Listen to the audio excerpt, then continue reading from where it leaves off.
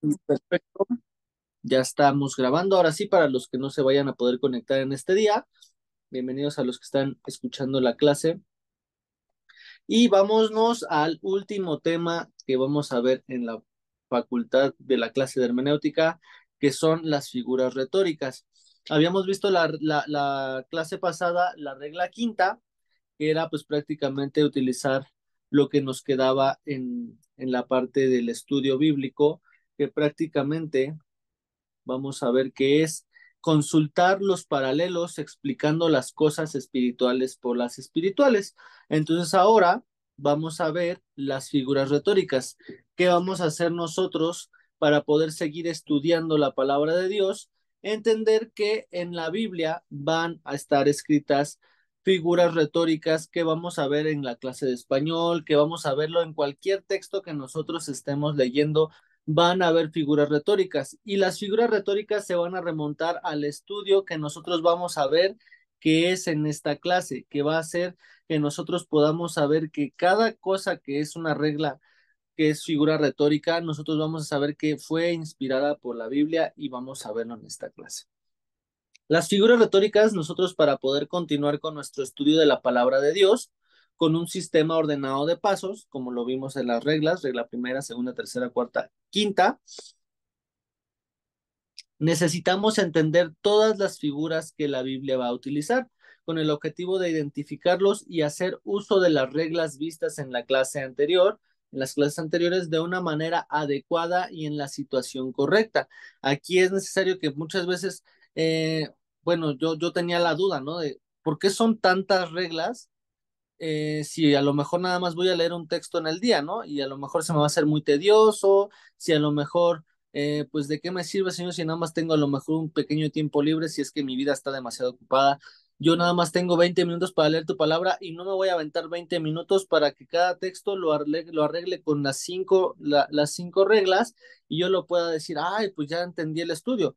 A veces vamos a utilizar la regla primera, la regla segunda, la regla tercera, la regla cuarta y la regla quinta, pero para esto tenemos que entender qué son las figuras retóricas. ¿Por qué? Porque si una vez que entendemos las figuras retóricas y lo que significan y qué regla retórica y qué figura retórica se está viendo en el pasaje que estamos leyendo, vamos a poder utilizar la regla que mejor se acomode a ese texto. ¿Por qué? Porque esto nos va a hacer más eficiente, nos va a hacer algo más tranquilo, más fácil de digerir el estudio, para que no sea algo tedioso cuando nosotros nos toque leer la palabra. Y esto es importante porque muchas veces, si nosotros nos quedamos nada más con el estudio de las cinco reglas, vamos a decir, ah, pues sí, primero vamos a estar emocionados, pero ya en la aplicación, como es algo que se tiene que estar practicando seguido, que se tiene que estar entrenando, nosotros no podríamos aplicar las cinco reglas directamente cuando ya estemos en un estudio de la Biblia. ¿Por qué? Porque sí se nos va a volver difícil y ya no vamos a querer abrir la Biblia porque nos vamos a frustrar en alguna parte del estudio. Entonces, ¿qué es lo que quiere Dios? Pues no quiere que nosotros tengamos una frustración, que estemos cansados y que ya no querramos leer su palabra. Entonces, para esto es que fueron creadas las figuras retóricas en las cuales se tienen que utilizar de una manera adecuada y en la situación correcta. Entonces, para poder familiarizarnos, vamos a poder estudiar una serie de figuras muy usuales y que por supuesto son los que tienen más ejemplos para su mejor entendimiento. Y es necesaria una total atención a este tema porque existen muchas figuras retóricas y cada una de ellas las vamos a poder ver en algún momento dentro de nuestro estudio de la palabra de Dios. Va a ser muy fácil de identificar porque nosotros vamos a tener una lectura de comprensión que necesita ser entrenada. Entonces, para esto necesitamos saber lo que son las figuras retóricas y de dónde provienen. Como vamos a ver, las figuras retóricas del lenguaje bíblico no solo son exclusivas del idioma hebreo y son las mismas que en otros idiomas. Aunque sus nombres son un tanto extraños, no es a ellos los que les debemos fijar nuestra atención, sino a los ejemplos que les siguen, pues va a ser a través de ellos que vamos a llegar a familiarizarnos con el lenguaje bíblico. Entonces, ¿qué son las figuras retóricas, David? Porque ya me explicaste que va a ser diferente explicación, diferente aplicación, pero ¿qué son las figuras retóricas? Retórica, según el diccionario, es el arte de bien decir, de dar al lenguaje escrito o hablado una eficacia para deleitar, para persuadir o para conmover. Entonces nos damos cuenta que las figuras retóricas son perfectas para que nosotros las podamos aplicar a la palabra de Dios. ¿Por qué? Porque tiene que tener la eficacia para deleitar nuestra vida, nuestro paladar, nuestro espíritu, nuestra mente, nuestro corazón, para persuadir si nosotros estamos en alguna otra situación en las cuales no querramos nosotros entrar pues a creerle a Dios en lo que dice su palabra, y para conmover. Es importante que nosotros seamos conmovidos por la palabra de Dios, porque una vez sintiendo esta sensación en nuestro corazón de que algo está tocando nuestro interior, porque está tocando algún tema en particular la palabra de Dios, vamos a saber que está bien dicha la palabra de Dios, porque dice, según el diccionario, que es el arte del bien decir. Entonces es como si fuera una figura retórica, es como si fuera el sinónimo de una bendición de algún texto. Entonces tenemos que saber que si es el estudio de la palabra de Dios, las figuras retóricas van a ser el arte de bendecir con el texto que estamos leyendo, pero hay diferentes tipos y por eso es que les decía que mediante esos diferentes tipos de figuras retóricas, nosotros vamos a ser bendecidos con la lectura del texto y vamos a poder identificar qué tipo de texto estamos leyendo. Entonces, vamos a ver la definición de figura, cosa que representa o significa otra. Entonces, también significa cada uno de ciertos modos de hablar que se apartan de los más habituales con fines expresivos o estilísticos. Entonces, vamos a ver que es algo que está formado, que representa una bendición, el arte del bien decir, que va a poder, que nos va a deleitar, persuadir o a conmover. Entonces, de la misma forma, va a ser con fines que expresen o que van a estilizar algún texto que se da pues, en la lectura. Entonces, lo que vamos a ver es que con estas dos definiciones vamos a poder concluir que las figuras retóricas forman parte del arte del hablar con el propósito de dar eficacia a lo que hablamos. Y entonces damos cuenta que va a ser una bendición el leer y el hablar con este propósito de leer el texto de la Biblia. Esto ya lo podemos transportar a la Biblia y lo podemos entender de esta forma. Pero además que no es un lenguaje directo, sino que no es común ni tampoco corriente. Oculta diferentes significados que para eso son las reglas que vamos a estar estudiando, que vamos a estar aplicando en cada estudio de la Biblia. Y además de que no es un lenguaje directo, sino que puede tener más de un significado, tiene el propósito de hacer más expresivo o dar estilo a lo que se comunica, y específicamente en el lenguaje bíblico, algunas ocasiones el de no hacer tan accesible alguna enseñanza. ¿Por qué? Porque si todo fuera sencillito y solamente para poder digerir, que sea por ejemplo una papilla que luego nos la comemos y ya nos está nutriendo, lo que tenemos que hacer, y que es específico en algunas ocasiones, van a ser un poquito complicadas de entender para que nosotros podamos aplicar las reglas de la hermenéutica. ¿Por qué tenemos que hacer esto? ¿Por qué, David? ¿Por qué es tan complicado? Porque si nos vemos y nos acercamos y nos vamos a estudiar alguna parábola de la Biblia, casi siempre es algo que nosotros tenemos que hacer. Nosotros tenemos que aplicar esa enseñanza que nos da nuestro Señor Jesús. Y por ejemplo, cuando decía que decía que el ciego estaba ahí cerca, tenía que acercarse el ciego, o sea, imagínense, ¿no? Son enseñanzas pequeñas que nosotros decimos, ah, pues, Señor, prácticamente no tiene sentido en mi vida, pero cuando nosotros la entendemos, decimos, ay, el ciego tuvo que ir, ¿y por qué Jesús no se acercó? Porque la iniciativa tiene que ser de nosotros mismos para que nosotros podamos saber qué riquezas tiene la palabra de Dios, y por eso es que si nosotros somos esos ciegos, tenemos que acercarnos y buscar la palabra de Dios. Tenemos que acercarnos para que el conocimiento sea más fácil de entenderlo, pero para esto algunas enseñanzas no van a ser tan accesibles, y para eso necesitamos darle ese estudio con la aplicación de alguna regla de la hermenéutica. Este último, como les decía, nos dice que hay ciertas partes de la palabra que por más que las estudiemos y las analicemos, no vamos a poder llegar a la esencia pura de su significado, sino a través del rema, que es decir, la revelación divina. Yo espero que hayan escuchado alguna vez esta parte del rema, porque muchas veces es una palabra que es cristiana, la cual nosotros podemos saber que pues a lo mejor quiere decirnos algo y no lo entendemos, ¿no? Entonces sabemos que el rema significa revelación divina, por eso es que siempre, muchas veces, algunos hermanos yo he escuchado que oran y dicen, por favor, Señor, que se haga rema en nuestro corazón. Entonces, a lo mejor ellos quieren orarlo cuando dicen que se haga rema en mi corazón para que se haga vivo, pero realmente lo que significa rema es que sea una revelación divina. Entonces, cuando dicen, cuando oran o cuando tenemos que usar la palabra rema, es decir, por favor, Señor, no entiendo nada, haz que se haga rema en mi corazón. Ahí sí, para que se revele la palabra de Dios a mi vida y yo pueda tener la oportunidad de que el significado de cada texto que esté yo leyendo se revele a mi vida con la aplicación de alguna regla de la hermenéutica. Entonces, por último, va a existir una gran cantidad de figuras y todas ellas se van a usar con frecuencia en la Biblia y vamos a ir estudiando una a una. Entonces, yo espero que estén entendiendo esta parte, esta introducción de las figuras retóricas, y si no, de verdad, con toda confianza me pueden escribir en el chat para que me digan, ¿sabes qué? No, David, regrésate porque no lo entiendo. Porque sí es necesario que entendamos su significado para que nosotros podamos ir desarrollando una figura por figura. ¿Por qué? Porque tenemos toda esta clase para hacerlo. Entonces, si no hay alguna duda, vámonos con la primera figura retórica, que es la metáfora.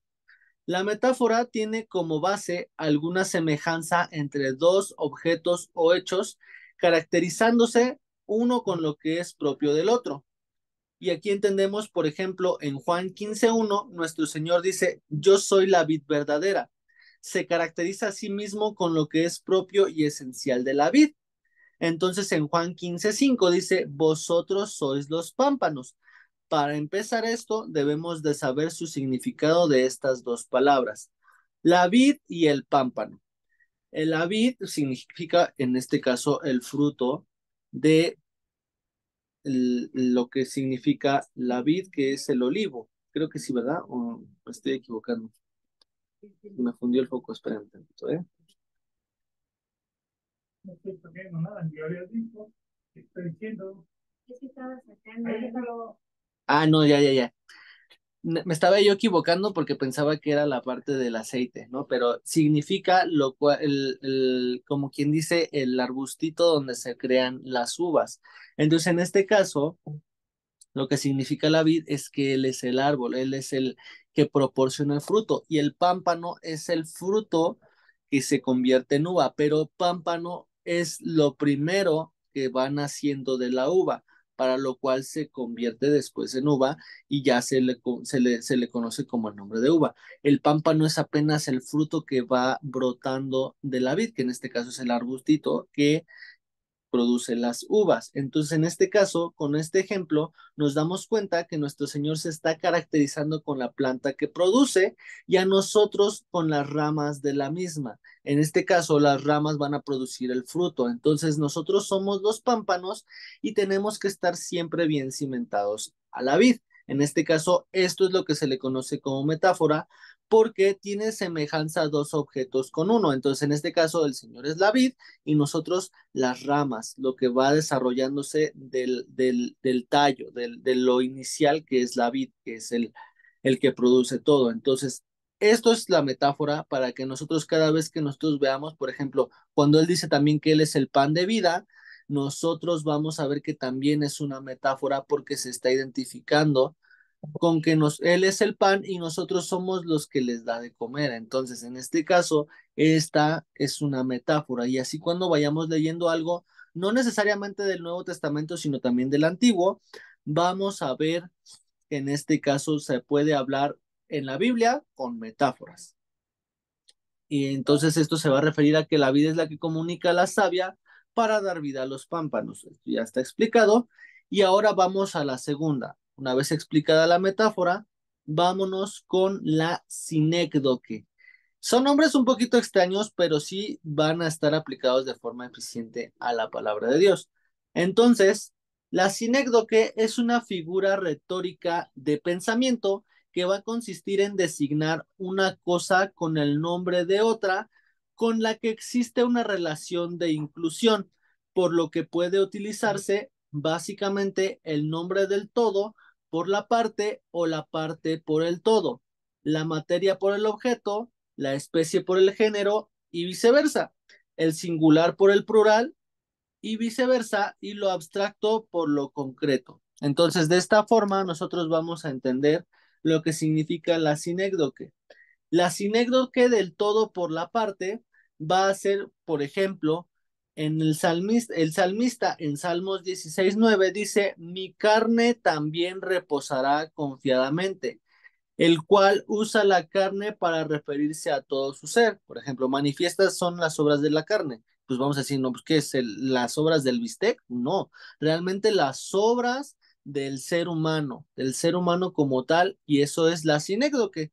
Para eso nosotros podríamos entenderlo como la del todo por la parte, o sea, lo que es carne es todos somos de carne y por eso es que es la sinécdoque del todo por la parte, que una pequeña porción o una pequeña palabra va a formar el todo.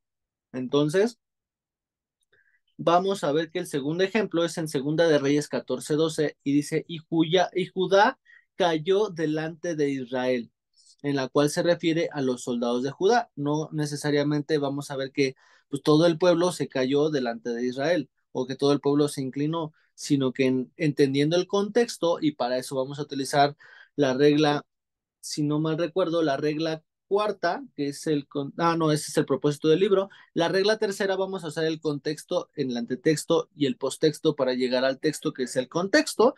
Vamos a poder estudiar por qué dice que Judá cayó, para saber que no fue el pueblo entero, sino que en este caso, en Segunda de Reyes 14:12, vamos a leer que fue una parte del ejército, los soldados de la tribu de Judá, para que sepan que en este caso lo que vamos a ver es que en este caso ellos cayeron delante de los soldados de Israel. Entonces, de esta forma, nosotros vamos a poder entenderlo. También vamos a entender la sinécdoque de la parte por el todo. Aquí vamos a ver en ejemplos que en Mateo 6:11 dice el pan nuestro de cada día. Pan aquí representa a todos los alimentos. Entonces, aquí en la pasada habíamos entendido el todo por la parte, o sea, él mencionaba una parte que significa el todo. Ahora, el todo va a significar solamente una parte, va a ser como quien dice el viceversa, lo contrario. Entonces dice, el pan nuestro de cada día, dice, dánoslo hoy, ¿no? Entonces, el pan aquí va a representar a todos los alimentos. Entonces, en este caso, la parte que es una pequeña pieza de pan va a significar también todos los alimentos en este caso. En Salmos 68:21 dice, herirá la cabeza de sus enemigos. Se refiere al cuerpo en sí de todas las personas. Entonces, la parte del cuerpo va a significar el todo. Eso también va a ser muy similar a lo principal que es todo por la parte, pero ahora de una forma más precisa. ¿Por qué? Porque vamos a ver que va a ser más en plural y van a ser más ejemplos como lo que dice Salmo 68:21. Va a herir la cabeza de sus enemigos y se va a referir al cuerpo de todas las personas. Entonces, en este caso, cuando leamos algún texto que sea así, que hable del plural, pero con una sola cosa, vamos a ver que estamos entendiendo la sinécdoque de la parte por el todo. También vamos a entender cuál es la sinécdoque del número singular por el plural. En Génesis 2:18, en Salmos 37:32, y vamos a leernos Génesis 2:18. Aquí, Génesis 2:18, nos va a decir la palabra de Dios. Dice, y dijo Jehová Dios, no es bueno que el hombre esté solo, le haré ayuda idónea para él. Entonces, en este caso, dice el 18, dice, no es bueno que el hombre, entonces en este caso el hombre va a representar no solamente una persona, sino que ya cuando nosotros entendemos el significado de lo que dijo en este caso nuestro Dios y entendiendo el contexto, que le dijo que se iba a reproducir para que pudiera gobernar sobre toda la tierra, Obviamente sabemos que Dios hubiera tenido otra forma para poder reproducir en este caso a Adán. A lo mejor ni siquiera es como lo íbamos a conocer teniendo a Eva, sino que sabiendo que podría reproducirse de otra forma, que pues Dios iba a poder crear más seres humanos, que iba a crear otro tipo de cosas, pero aquí lo que explicó Dios es que para que pudiéramos entender a nuestros tiempos, nosotros podríamos entender que no es bueno que todos los hombres, o sea, que toda la humanidad esté sola.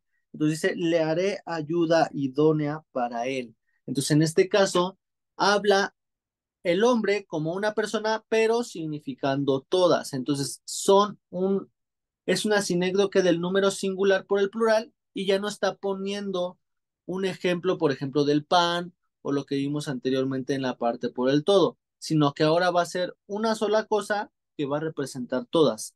Y asimismo nos podemos ir a Salmo 37-32, que dice la palabra de Dios, 37-32, dice, acecha el impío al justo y procura matarlo. Entonces, aquí vamos a ver que no solamente va a ser un impío y no solamente un justo, sino que representando el número plural, va a significar en un número singular va a significar el número plural, que en este caso todos los impíos van detrás de los justos. Entonces, solamente se representa con uno, pero esto va a representar a todos los que considera Dios impíos y todos los que Dios considera justos en uno solo. De esta forma vamos a entender que estamos hablando en una sinécdoque del número singular por el plural. Usa uno como ejemplo, pero realmente significa que son todos o mucho, un grupo de personas grande. Entonces, ahora también vamos a ver cuál es la sinécdoque de la materia por la obra. Aquí vamos a ver que es Josué 8:31 y tenemos que entender qué significa Josué 8:31. Dice la palabra de Dios. 8:31 dice la palabra de Dios, como Moisés, siervo de Jehová, lo había mandado a los hijos de Israel, como está escrito en el libro de la ley de Moisés, un altar de piedras enteras sobre las cuales nadie alzó hierro, y ofrecieron sobre él holocaustos a Jehová y sacrificaron ofrendas de paz. Entonces, en este caso, vamos a ver que lo que hicieron fue un altar de piedras enteras sobre las cuales nadie alzó hierro y ofrecieron sobre él holocaustos a Jehová. Entonces aquí vamos a entender que en este caso la materia por la obra lo que tuvieron que hacer es un altar para poder hacer sacrificios, pero ¿qué significa ahora el hacer este tipo de materia? O sea, el hacer la piedra y el poder hacer sacrificios de carne, en este caso que sacrificaban a los corderos. Lo que ahora vemos como un significado espiritual es que la obra, en este caso de hacer esta situación que estamos viendo en la ley de Moisés, que se escribe en Josué, que ellos hacían física, nosotros la tenemos que hacer espiritual. De esta misma forma se va a entender la sinécdoque de la materia por la obra. ¿Por qué? Porque al utilizar estos ejemplos, al utilizar estos elementos que eran las piedras para poder ofrecer holocaustos a Jehová y sacrificar ofrendas de paz, esta va a ser la sinécdoque de la materia por la obra. También, por ejemplo, lo que podríamos entender como una sinécdoque de la materia por la obra fue que en este caso lo que hizo el ángel de Jehová con Elías, cuando él estaba en depresión y cuando él ya estaba debajo de un árbol y estaba totalmente deprimido, lo que hizo en este caso el ángel de Jehová, que ahora nosotros conocemos como nuestro Señor Jesús, como una cristofanía, nosotros vamos a saber que lo que él hizo fue nutrir y alimentar con pan, en este caso a Elías, para poderlo fortalecer y poderlo preparar para la siguiente obra. Entonces, en este caso, la materia por la obra es algo que nosotros podemos identificar que se puede hacer de forma espiritual, que ya no se hace ahora, pero que sí podemos nosotros aplicarlo de forma espiritual hoy en nuestros días. Entonces, al igual el ejemplo de Isaías 44:19, y ese ya lo vamos a ver más adelante, porque ya me quedan prácticamente 10 minutos de clase. Este es un ejemplo similar de Isaías 44, que ese si ustedes lo pueden checar en casita, sería súper bien para que ustedes puedan eh, bajar al terreno lo que significa la sinécdoque de la materia por la obra.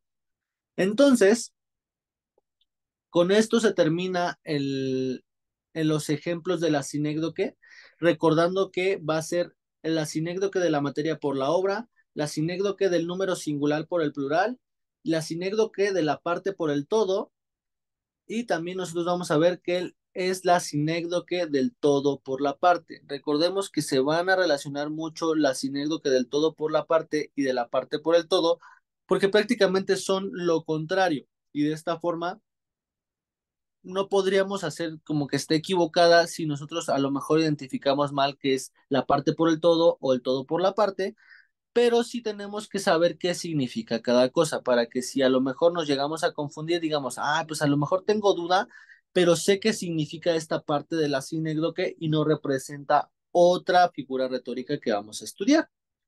Entonces, ahora vamos a aprender qué significa la metonimia.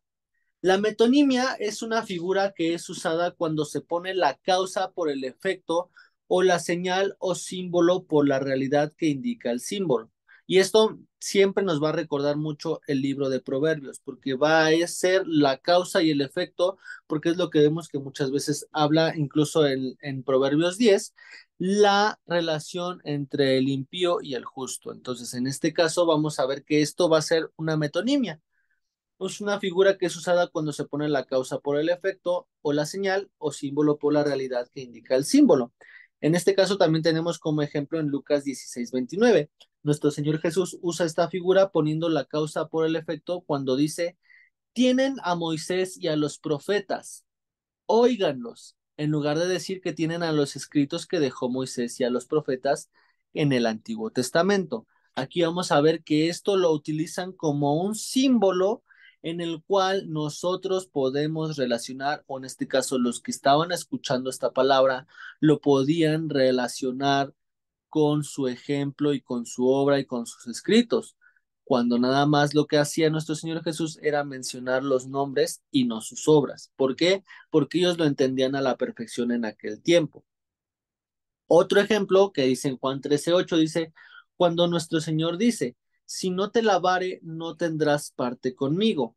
Está poniendo la señal o símbolo por la realidad que representa la señal o el símbolo. En este caso, lavar los pies no significaba pues que no tuviera parte con él, sino que esta es la parte entendida de que lleva más riqueza adicional de lavar los pies, significa un modo de la humildad o un modo de purificar el alma que es la señal de purificar el alma, y dice que lo mismo dice que él no tendremos parte con él si nuestra alma no es purificada. Aparte de la humildad y aparte de todo lo que vemos que significa lavar los pies, lavar nuestros pecados y nuestras faltas, pues viene relacionado con esta metonimia en Juan 13:8, porque dice, o sea, si yo no te puedo lavar, no vas a tener parte conmigo. Es una riqueza adicional que ellos tuvieron que entender cuando ya no estuviera el Señor Jesús, cuando el Espíritu Santo llegó a revelarles.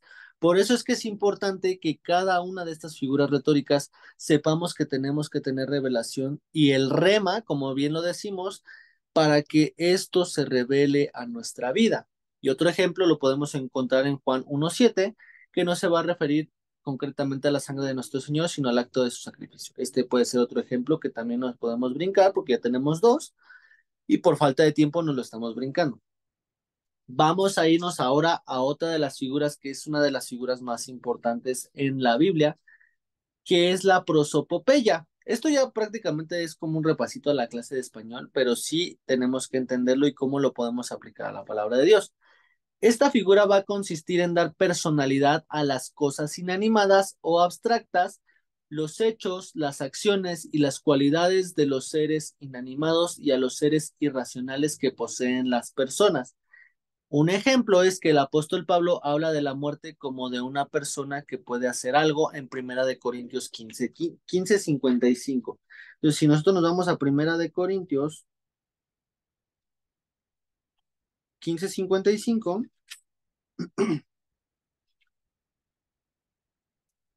dice la palabra de Dios. 15:55. ¿Dónde está, oh muerte, tu aguijón?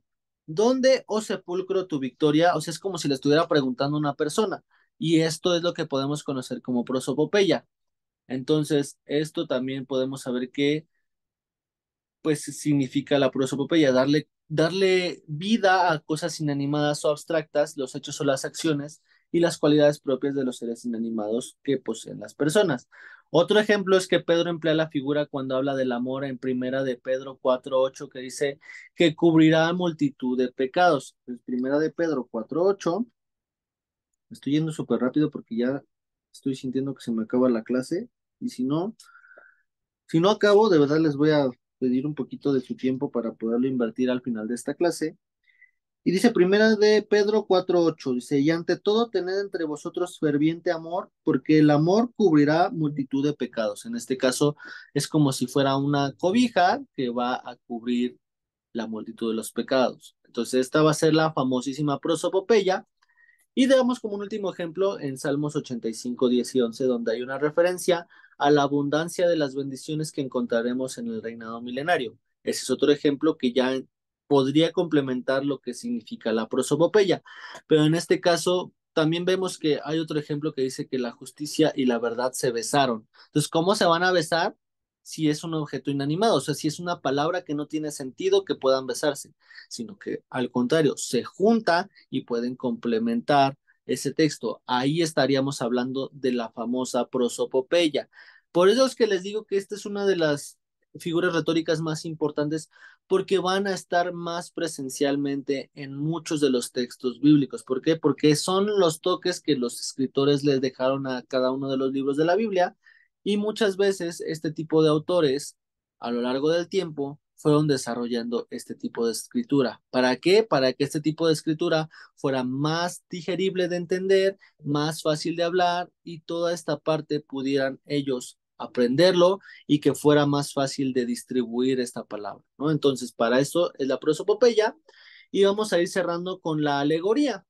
Esta figura va a consistir en un grupo de metáforas, como lo vimos al principio, y que cada una de ellas representa realidades que le corresponden.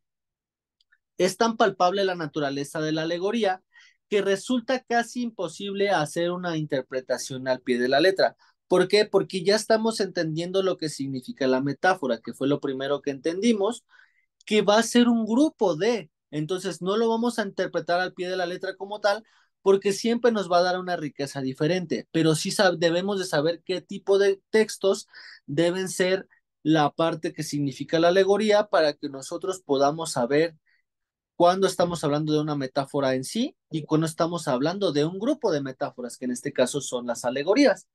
Un ejemplo es que nuestro Señor usa una alegoría en Juan 6:51 y del 53 al 58. La interpretación de esta misma la vamos a encontrar en el mismo pasaje a partir del versículo 61. Me voy a ir rapidísimo porque me queda 1 minuto con 30 y dice Juan 6:51. Juan 6:51 está hablando en donde lo que les decía, yo soy el pan vivo que descendió del cielo, si alguno comiere de este pan vivirá para siempre, y el pan que yo daré es mi carne, la cual yo daré por la vida del mundo. Si aquí nos damos cuenta, y aquí viene una, que es el pan vivo, dice vivirá para siempre el que comiere de este pan, esa es otra, y el pan que yo daré es mi carne, esa es tercera, la cual yo daré por la vida de este mundo. Aquí estamos hablando de un grupo de cuatro, en las cuales el 61 ya nos dice, sabiendo Jesús el mismo que sus discípulos murmuraban de esto, les dijo, esto los ofende, pues ¿quién viere si vieres al Hijo del Hombre subir a donde estaba primero? El Espíritu es el que da vida, la carne para nada aprovecha. Las palabras yo os he hablado son espíritu y son vida. O sea, ya prácticamente las explica todo este grupo de alegorías para entender qué significaba la palabra de Dios.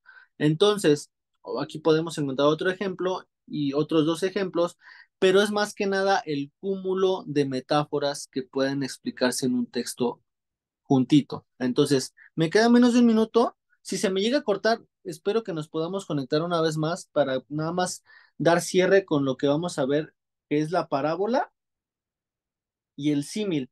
Si no llegáramos respetando, yo creo que su tiempo,